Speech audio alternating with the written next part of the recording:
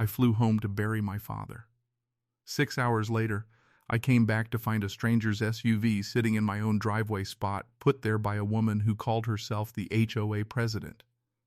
She smiled at my grief like it was an inconvenience. She had no idea who she'd just messed with. Before we go any further, I want to know where you're watching from. Drop your country in the comments. I love seeing how far these stories reach. And if you haven't subscribed yet, this is your last chance. Hit that subscribe button now, because the next story only gets crazier from here. My phone rang at 4:47 a.m. It was my sister. 4 words. Dad's gone, come home. I didn't even remember packing. I just remember sitting on my porch steps at 5 a.m., staring at my driveway, thinking about how my father used to stand right there, coffee in hand, waving at me every morning before work. I booked the earliest flight out of the city. My neighborhood, a gated community with manicured lawns and passive-aggressive newsletters, felt like a different planet compared to the chaos in my chest. I locked my front door, left my car in my assigned spot, spot 14B, the one I'd paid for, the one with my name etched into the HOA directory, and I left. I didn't think about parking spots. I thought about my father's laugh. I thought about the last thing he ever said to me. Take care of what's yours. I should have listened closer. 3 days later, I landed back home, hollow and exhausted, my father's ashes in a box on my lap the entire flight. I just wanted to walk into my house, collapse, and grieve in peace. I pulled into my street around 9 p.m. And there it was, spot 14B occupied. Not by my car, by a white Range Rover with a proud HOA member bumper sticker, parked like it owned the place. I circled the block twice, hoping I was wrong, hoping I'd misjudged which spot was mine after 3 sleepless days. But no, my name was literally stenciled on the curb. 14B. Mine. I finally found parking 4 blocks away, dragged my suitcase and my father's ashes through the rain, and knocked on the door of Unit 14, the space directly tied to my spot. A woman opened the door in a monogrammed robe, wineglass in hand, looking mildly annoyed that I'd interrupted whatever reality show she was watching. "Can I help you?" she said, like I was the intruder. I said, "Your car's in my parking spot." She smiled. And that smile, I'll never forget that smile, is where this story really begins. "Oh, that's not your spot anymore, sweetie," she said, sipping her wine. "I'm Deborah, H.O.A. president. We reassigned parking while you were away. You weren't around, so we figured you didn't need it." I stood there, soaked, holding a box with my father's remains, and I genuinely thought I misheard her. "I was burying my father," I said. She didn't flinch. "Well, that's unfortunate, but rules are rules. You should have notified the board of your absence. Section 4, subsection C of the bylaws." I asked her to move the car. She laughed an actual laugh and said, "Take it up with the board next meeting. It's Tuesday. Try not to be late this time." That word late, she said it with a smirk, like she somehow knew about my father's timing, my grief, and thought it was funny. I didn't argue. I didn't raise my voice. I just said, "Okay, have a good night, Deborah." She looked almost disappointed that I didn't fight back. She shut the door, probably already texting the group chat about how she handled me. What Deborah didn't know, what she couldn't have known, is that I wasn't just some resident she could push around. I was about to show her exactly what rules really meant.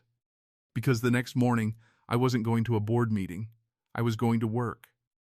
Now, before I tell you what happened next, let me back up for a second, because you need to understand something important about me, something Deborah had absolutely no idea about, when she laughed in my face.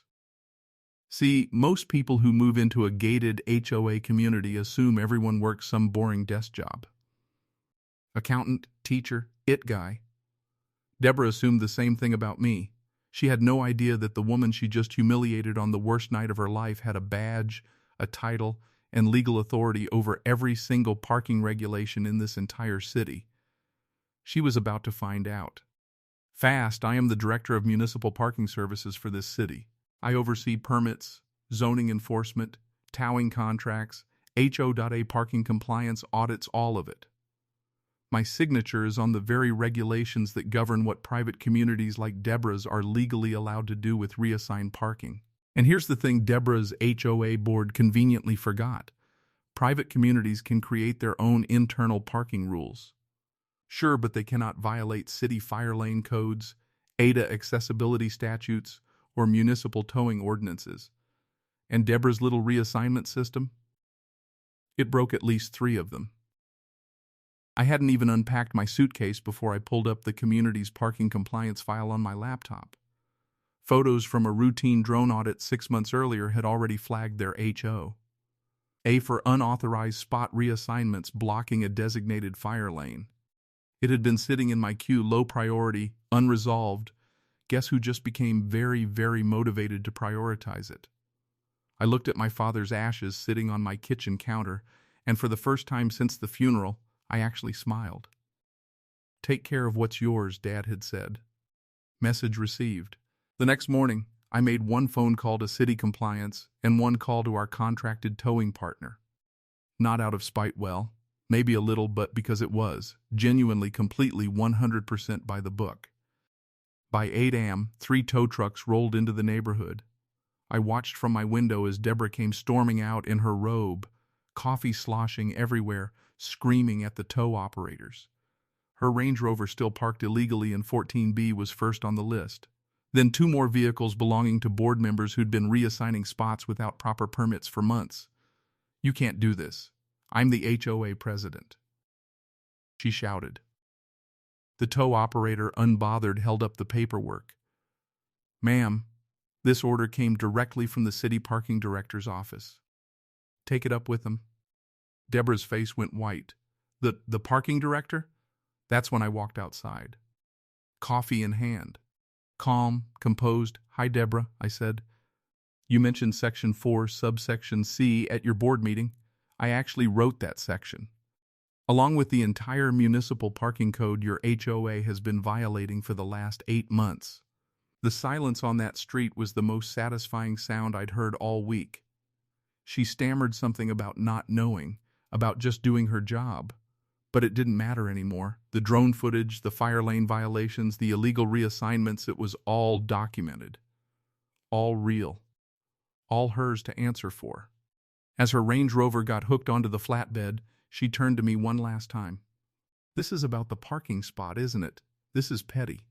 I just looked at her and said, "No, Deborah, this is about accountability. The parking spot was just the part where you got caught." Within 2 weeks, the HOA board was forced into a mandatory compliance review with the city. Deborah was removed as president after residents discovered she'd been selectively enforcing parking rules for months, conveniently favoring her friends and punishing anyone she personally disliked. The community had to repaint every parking line to meet fire code standards, hire a licensed compliance officer, and issue formal apologies to residents who'd been wrongfully reassigned, including me. Deborah moved out 4 months later. Rumor has it she now lives in a community with valet parking, so she never has to worry about spots again. As for me, I finally got to properly grieve my father, in my own home, in my own spot, exactly where I belonged. He always said rules exist to protect people who can't protect themselves. Turns out I was just the person built to enforce that. Looking back, I don't think Deborah ever apologized for what she said that night. But she didn't need to. The tow truck said it for her. If you enjoyed this story, you're going to love what happens in my next video, where a landlord illegally evicted a tenant who turned out to be a licensed housing attorney. Trust me, that one gets even messier than this. Make sure you're subscribed so you don't miss it, and drop a comment telling me, would you have called the tow trucks or handled it differently? See you in the next one.